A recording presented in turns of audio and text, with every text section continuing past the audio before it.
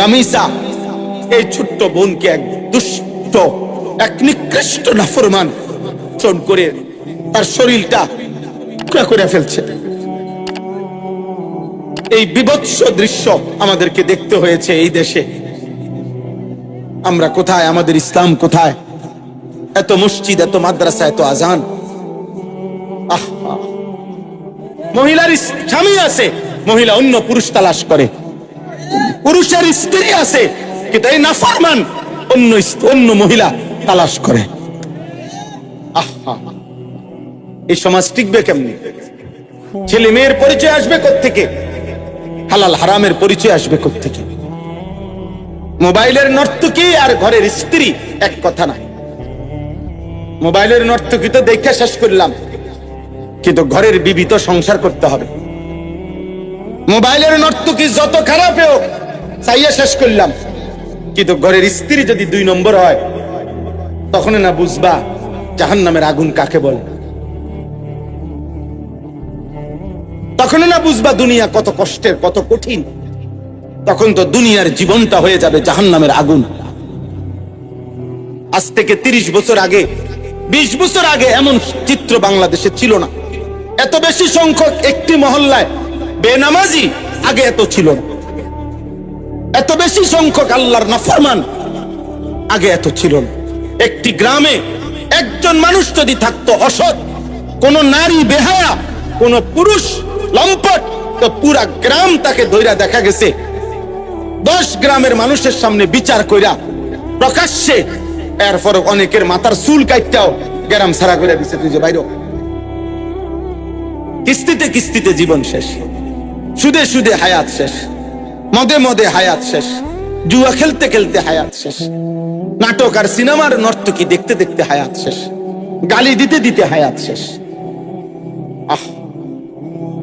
আর কোনদিন হয়তো নসিবে জুটবে না আল্লাহকে ডাকা, আর কোনদিন নসিবে জুটবে না আল্লাহর ইবাদত করা। এজন্য নওজোয়ান ভাই, বাবা, প্রত্যেকের কাছে কথা এটা। গরম আমি জানি, আপনাদের কষ্ট হচ্ছে, আমি দেরি করছি না, কিন্তু এই কথাটুকু ধৈর্য ধরে শুনেন, এই কথাটুকু বুঝেন। ছেলেরা, বাবা, তোমরা বুঝতে শেখো, তোমরা বুঝতে শেখো, তোমরা ভাবতে শেখো। তোমার হায়াতের কদর তুমি করো। এই পৃথিবীর কেউর হাতে 1 শব্দ 2 শব্দ বলবে হয়তো কেউ, কিন্তু সারাক্ষণ তোমারই নিয়ে পড়ে থাকবে এই সময় কারো নাই, কারো হাতে টাইম নাই। তোমার বাবারও কাম আছে, তোমার মারও ব্যস্ততা আছে, তোমার বড় ভাইয়েরও নিজস্ব কাজ আছে। এই সংসারে প্রত্যেকেরই আলাদা আলাদা ব্যস্ততা আছে। অতএব আমি যদি আমাকে নিয়ে না ভাবি, আমার ঈমান, আমার আমল, আমার আখিরাত, আমার কবর, আমার মিজান, আমার ফুলসেরাত, আমার হাসর আমি যদি না ভাবি, কে ভাববে? কে ভাববে বলেন? এজন্য আমরা প্রত্যেকেই, সময়ের বাস্তবতা হলো এখন আমরা বেশি অতিরিক্ত, সময়টা এখন এমন যে প্রত্যেকেই আলাদা আলাদা। ছেলে জানে না তার ডানে বামে আর কেউ তাকে যে ডাকবে, বাধা দিবে, এমন কেউ নাই, এমন কেউ নাই। মেয়ে তাকে টেনে ধরবে, কেউ নাই। মেয়ে মেয়ের মতো, ছেলে ছেলের মতো, মা মার মতো, বাবা বাবার মতো। যার কারণে আমরা প্রত্যেকে একসাথে পরিবার হয়েও ভিন্ন ভিন্ন। এই কারণে তোমাদের এই হালাত। আজ থেকে 30 বছর আগে, 20 বছর আগে এমন চিত্র বাংলাদেশে ছিল না। এত বেশি সংখ্যক একটি মহল্লায় বেনামাজি আগে এত ছিল না। এত বেশি সংখ্যক আল্লাহর নাফরমান আগে এত ছিল না। একটি গ্রামে একজন মানুষ যদি থাকতো অসৎ, কোন নারী বেহায়া, কোন পুরুষ লম্পট, তো পুরা গ্রাম তাকে ধইরা দেখা গেছে 10 গ্রামের মানুষের সামনে বিচার কইরা প্রকাশ্যে, এরপর অনেকের মাথার চুল কাটটাও গ্রাম ছাড়া করে দিছে। তুই যে বাইরে,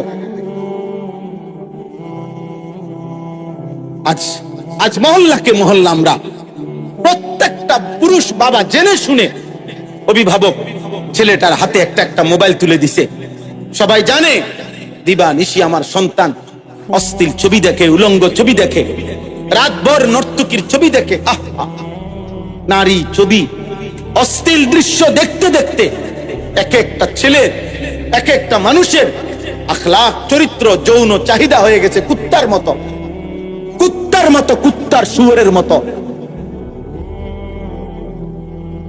পাগল হয়ে গেছে, যার কারণে গোটা দেশ অনিরাপদ। তোমাদের কাছে আমি একটা ছেলের কাছে বলি, আব্বা, আমি রাজনীতির মানুষ না, কিন্তু আমার একটা কথা, আমার এই বাংলাদেশে 92% মুসলমানের বাংলাদেশে, যেই বাংলাদেশে 3 লক্ষের চাইতে বেশি মসজিদ আছে, প্রতিদিন 5 ওয়াক্ত নামাজের আজান হয়, চারিদিকে এত দাড়ি টুপিওয়ালা মানুষ, এত মসজিদ, এত মাদ্রাসা, 30 লক্ষের মতো তালেবে ইলম যেই বাংলাদেশে মাদ্রাসায় পড়ালেখা করে, সেই পবিত্র ভূমিতে আগামীর সমাজ বাঁচবে কিভাবে? এই সমাজে তো তোমাদের বোনও আছে, তোমাদের কন্যাও তো আছে, বলো না ভাই? তোমাদের বোনরাও তো এই সমাজে বড় হবে, তোমাদের কন্যারাও তো এই সমাজে বড় হবে। ওদের নিরাপত্তা কোথায়? ওদের নিরাপত্তা কোথায়? তোমরা কি শুরু করছো কও? দিন নাই রাত নাই, এই এক মোবাইল নিয়ে তোমরা কি শুরু করছো বাবা? বলো, এত নারী, এত ছবি, এত মোবাইল দেখে তোমরা কি করবা? ছেলেদেরকে বলতেছি, তোমরা বলো ভাই, তোমার বোন আছে না? বলো না, তোমরা যারা এখানে ছেলে বস, তোমাদের ছোট বোন নাই? কথা বলে না? যারা এখানে বিবাহিত, আপনাদের ছোট কন্যা নাই? তো ও আগামী দিনে কেমনে নিরাপদে বেড়ে উঠবে? এই চরিত্রহীনদের সমাজে ও বেড়ে উঠবে কিভাবে? আপনি চুল দেখলে বুঝেন না ও কি করছে? আপনি চেহারা দেখলে বুঝেন না ও কি করে? এক ওয়াক্ত নামাজের সেজদা যার কপালে নাই, তো এই গাদ্দার যে একটা ওয়াক্ত নামাজ পড়ে না, এই নিকৃষ্ট নাফরমান তো আল্লাহকেই কিছু মনে করে না, ভাই আপনারই কি মনে করেন?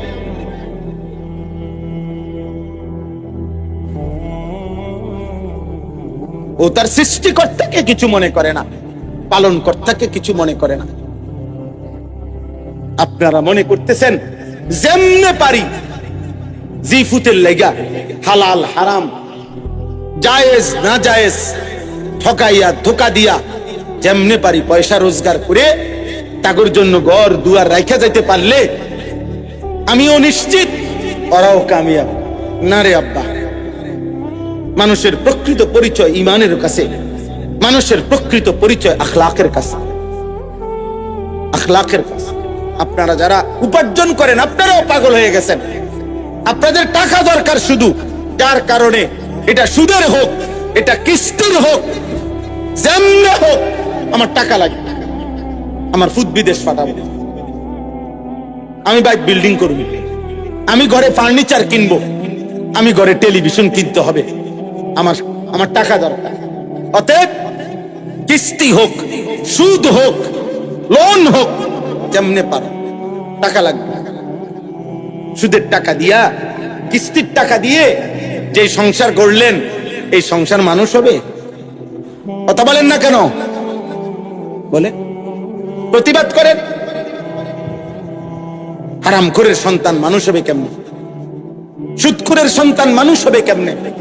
কিস্তিখোরের সন্তান মানুষ হবে কেমনে? উপার্জনকারী হইতে পারে, মানুষ হবে কিভাবে? আমার কথা শক্ত মনে হইতে পারে, কিন্তু আপনি ইনসাফ করেন, আপনার বিবেক বলে আপনার কবরের জন্য আপনি নিয়ে যাচ্ছেন কি?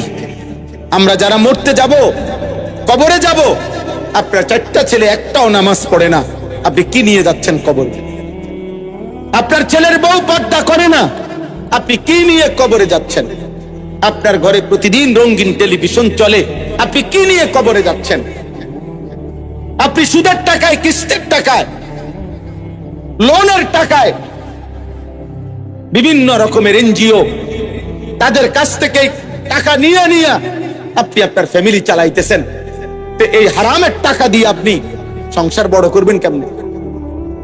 বলেন না আব্বা। উত্তম আখলাক তৈরি হবে কিভাবে? প্রত্যেকটা ছেলের হাতে একটা একটা মোবাইল তুলে দিলে, মেয়ের হাতে একটা একটা বড় মোবাইল তুলে দিলে, ও আখলাক শিখবে কার কাছে? ও আখলাক শিখবে কার কাছে? এই জন্য কারো যদি বিবেক থাকে, আমরা বলে গেলাম, মনে রাখবেন ফেরিওয়ালা বলে যায়, কেউ মাল না কিনলেও ফেরিওয়ালা চিল্লানি বন্ধ করে না। ফেরিওয়ালা প্রত্যেক গলিতে গলিতেই তার মালের ঘোষণা দেয়, বলতেই থাকে। হতে পারে 3 ঘন্টায়ও একজন কাস্টমার মেলে নাই, তারপরও ফেরিওয়ালা বলা বন্ধ করে নাই। আমরা ফেরিওয়ালা, আমরা বলে যাচ্ছি, আমরা আপনাদেরকে বলে যাচ্ছি, আপনারা দয়া করে ছেলেরা, বাবা তোমরা আল্লাহর দিকে ফেরো, তোমাদের এই চুল চেহারা ঠিক করো, তোমরা নারীর আকর্ষণ কমাও, মোবাইলের আসক্তি কমাও। বাবা, এই সমাজ অনিরাপদ। প্রতিদিন বাংলাদেশে 2 জিনিসের বাংলাদেশে মহামারীর মতো, এক হলো ধর্ষণ, আরেক হলো পরকিয়া। মহিলার স্বামী আছে, মহিলা অন্য পুরুষ তালাশ করে। পুরুষের স্ত্রী আছে, কিন্তু এই নাফরমান অন্য মহিলা তালাশ করে। আহা, এই সমাজ টিকবে কেমনি? ছেলে মেয়ের পরিচয় আসবে কোত্থেকে? হালাল হারামের পরিচয় আসবে কোত্থেকে? হ্যাঁ বলো, বলো ভাই। আমি প্রত্যেক দিন চিল্লাই, তোমরা যারা এখন অবিবাহিত, আগামী 10 বছর পরে তোমরা বিয়ে করলে, তো তোমাদের যেই বিবি, তোমাদের জন্য যেই কন্যা আল্লাহ চাই তো বিবাহ করবে, তো সেও তো এই সমাজেই বড় হইতেছে। তো এই চরিত্রহীনদের সমাজে সেও যদি ছবি আর মোবাইল আর হারাম প্রেমে আসক্ত হয়, তো তুমি উত্তম স্ত্রী, নেককার পবিত্র নারী কোত্থেকে পাবে? আসমান থেকে? তাহলে আমাদের সবার ভালোর জন্য, আমাদের সবার কল্যাণের জন্যই আমাদের চরিত্রের পবিত্রতা দরকার, আমাদের জন্যই দরকার। আমাদের মোবাইলের নর্তকী আর ঘরের স্ত্রী এক কথা না। মোবাইলের নর্তকী তো দেখে শেষ করলাম, কিন্তু ঘরের বিবি তো সংসার করতে হবে। মোবাইলের নর্তকী যত খারাপ হোক চাইয়া শেষ করলাম, কিন্তু ঘরের স্ত্রী যদি 2 নম্বর হয়, তখন না বুঝবা জাহান্নামের আগুন কাকে বলে,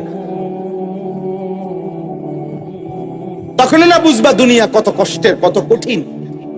তখন তো দুনিয়ার জীবনটা হয়ে যাবে জাহান্নামের আগুন। এই জন্য সবার কাছে বললাম, আপনারা আপনাদের স্ত্রী, ছেলে মেয়ে, ভাইয়া, তোমরাও ভাই বোন সবাই মিলে আল্লাহর দিকে ফেরো। বাবা, আল্লাহর দিকে ফেরো।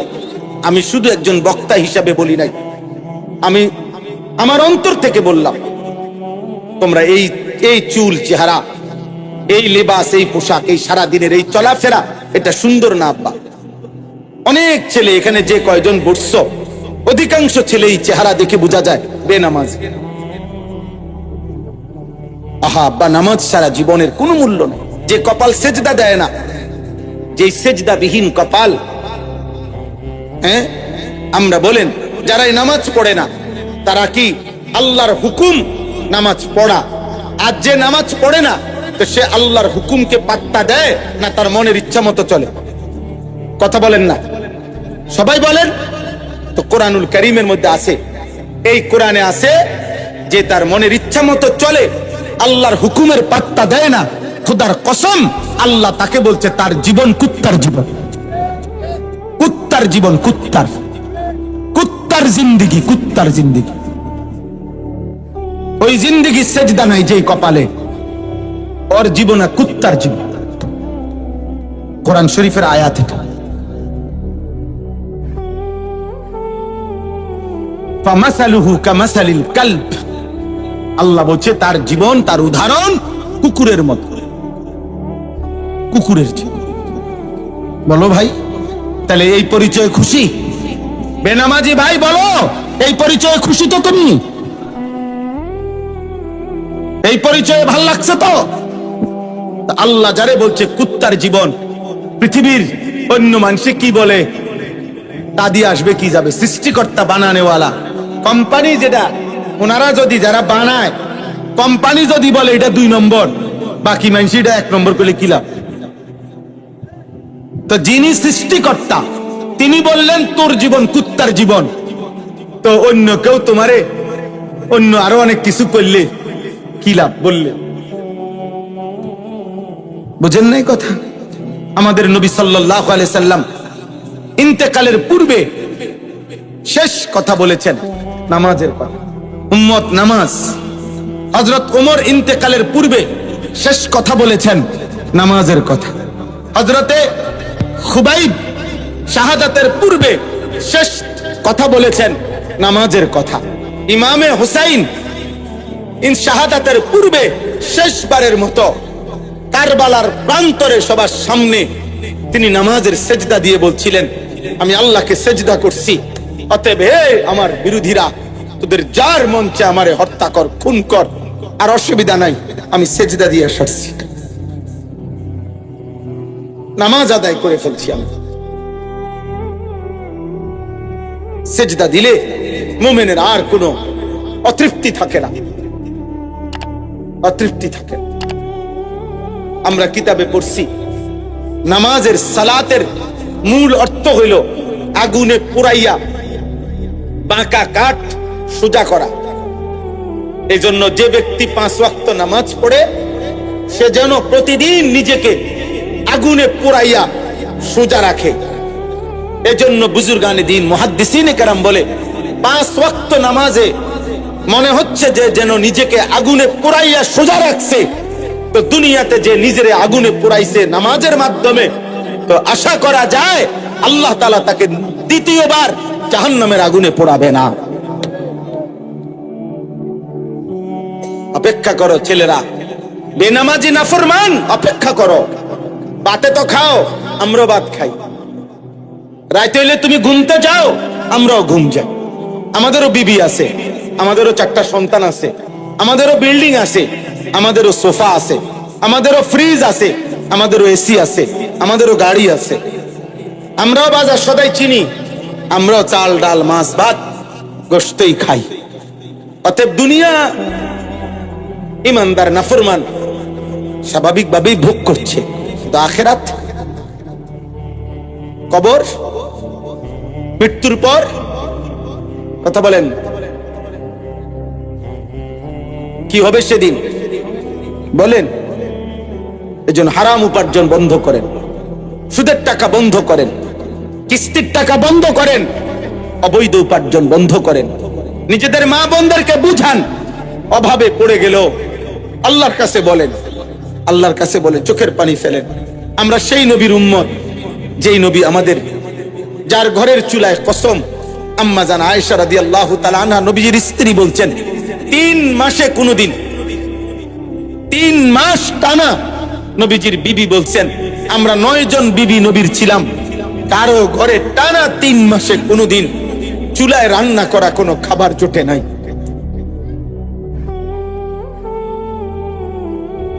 চুলায় রান্না করা কোনো খাবার জোটে নাই 3 মাস কোনদিন। হযরত আয়েশার বোনফুত বাগিনা জিজ্ঞেস করছে, আম্মা, খালাম্মা, তাহলে আপনারা কেমনে বাঁচলেন? তিনি বলছেন, এই 3 মাসই টানা প্রতিদিন শুধু খেজুর আর পানি খাইয়া জিন্দেগি কাটাইছে। নবীজির সাথে, নবীজি সহ আমরা পেটে পাথর বাঁধা ক্ষুধার কষ্টে সেই নবীর উম্মত। আমরা হারামখোর না, আমরা হারামখোর হব কেন? আমরা সুদখোর হব কেন? আমরা কিস্তিখোর হব কেন? আমরা নাফরমান হব কেন? আমাদের নবী তো ক্ষুধার্তের উদাহরণ দেখায় গেছেন যে উম্মত প্রয়োজনে পেটে পাথর বাঁধবা, কিন্তু আল্লাহকে ছাড়বা না, আল্লাহকে ছাড়বা না। হযরত ওমর রাদিয়াল্লাহু তাআলা আনহু ওনাকে ছুরি দিয়ে ঘাই দিছিল ফজরের ওয়াক্তে। 10.5 বছর তিনি মুসলমানদের খলিফা ছিলেন। ছুরি দিয়ে ওনার নারী বুড়ি বের করে দিছিল। এই নারী বুড়ি দিয়া মুখ দিয়া খাবার ওষুধ দিলে এদিক দিয়া বাইর হইয়া যাইতো। আল্লাহর কসম কিতাবে আছে, এই অবস্থায় চাপ দিয়া নারী বুড়ি ধরে রাখাও 3 দিন তিনি বাইচা ছিলেন। এরপরেও ওই 3 দিন তিনি এই অবস্থাতেও 5 ওয়াক্ত নামাজ তিনি আদায় করেছেন।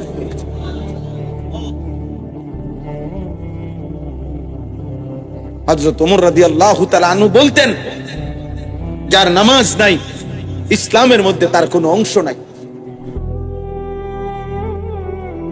লা হাজ্জা ফিল ইসলাম লিমান লা সালাতা লাহু।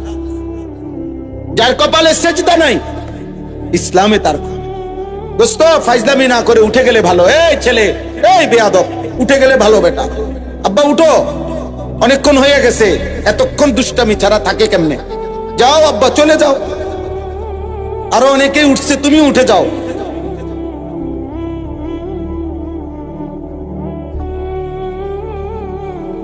হ্যাঁ, এই সমাজের সবচেয়ে বড় মুসিবত, বন্ধু নামের অসৎ দুষ্ট অসংখ্য ছেলেকে ভালো থাকতে দেয় না।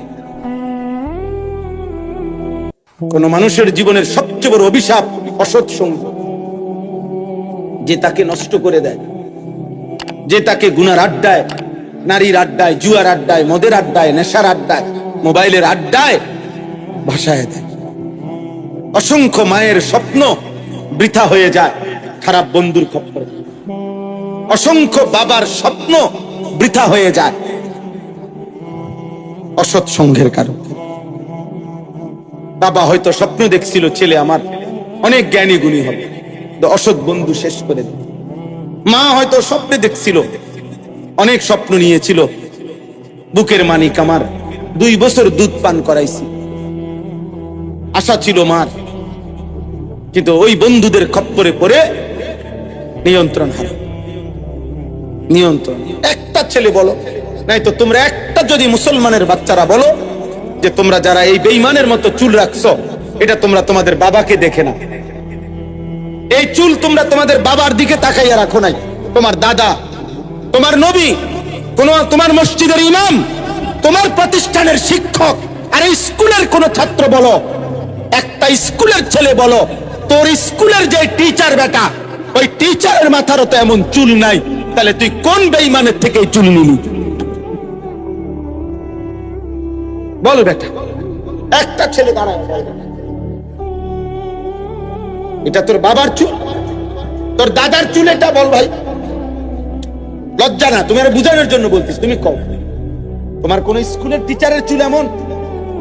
বলো, তাহলে ওরা কার থেকে নিল?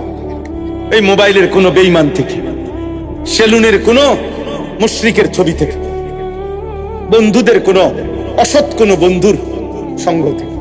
দোস্ত, তোর মতো চুল রাখবো তো তোর বাপ কই? তো বাপ থেকে কি নিলা?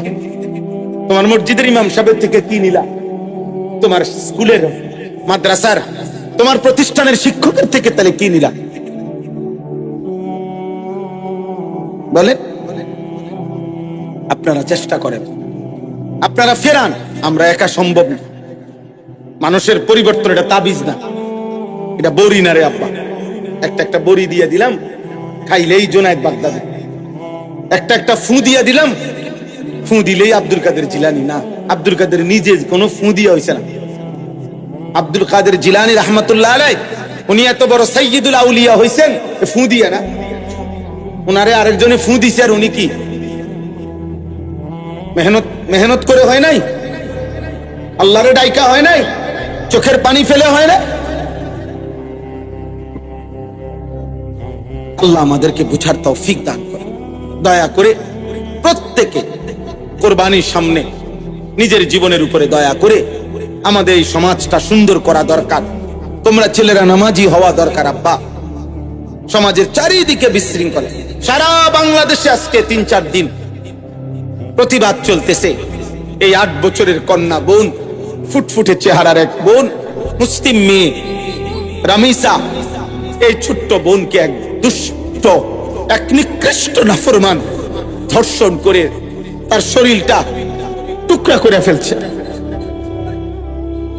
এই বিভৎস দৃশ্য আমাদেরকে দেখতে হয়েছে এই দেশে। আমরা কোথায়? আমাদের ইসলাম কোথায়? এত মসজিদ, এত মাদ্রাসা, এত আজান।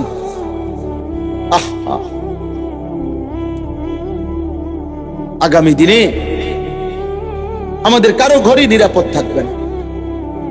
এর জন্য প্রত্যেকটা যুবক, প্রত্যেকটা মুসলমান দল মতের ঊর্ধ্বে উঠে আমাদের প্রত্যেকের দাবি, এ কথা স্পষ্ট করা উচিত যে আমরা আমাদের এই বাংলাদেশে ধর্ষক ব্যভিচারীর শাস্তি প্রকাশ্য দিবালোকে সবার সম্মুখে দেখতে চাই। আমরা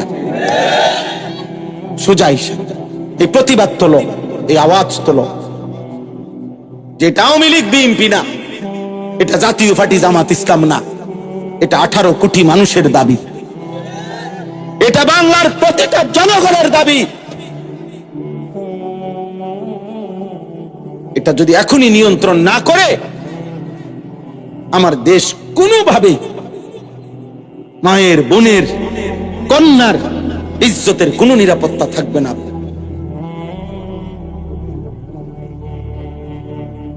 তোমরা চিন্তা করে দেখো তোমাদের সমাজ। আমি এবার একটা কথা বলি, আমি একবারও কিছু বলি নাই, শুধু আমি ইচ্ছা করে বোঝানোর জন্য যে ভাই দেখো, যে এইখানে যে ছেলেগুলো এতক্ষণ ধরে দুষ্টমি করতেছে, এরা মুসলমান, এদের নিশ্চিত মা বাবা আছে, এরা এই সমাজেই বড় হইছে, কিন্তু আল্লাহর কোরআন মাহফিল কোনো কিছুই এদের হৃদয়ে এক জাররা কোনো আসর করে। বুঝছনি ভাই? না কিছু বলার দরকার নাই, কিন্তু তোমাদের বিবেক যে আমাদের সমাজের পতন, অধপতন কোথায় গেছে? কোন মসজিদ, কোন মাহফিল, কোন মাদ্রাসা, কোন আজান, কোন কিছুই আমাদের এই নতুন জেনারেশনের হৃদয়ে দাগ কাটে না। তাহলে আমাদের ভবিষ্যৎ কি? এভাবে আগামী 10 বছর পরে আমরা কোথায় যাব? আমাদের 10 বছরের বাচ্চা যদি নিয়ন্ত্রণ হারা হয়, আমাদের 14 বছরের বাচ্চা, এত ছোট বাচ্চাও যদি আমাদের নিয়ন্ত্রণ হারা হয়, যে আমাদের বাবা, চাচা, মুরব্বী কারো কথাই শুনে না, তাহলে আমাদের ভবিষ্যৎ কি? আল্লাহ আমাদেরকে বুঝার তৌফিক দান করেন।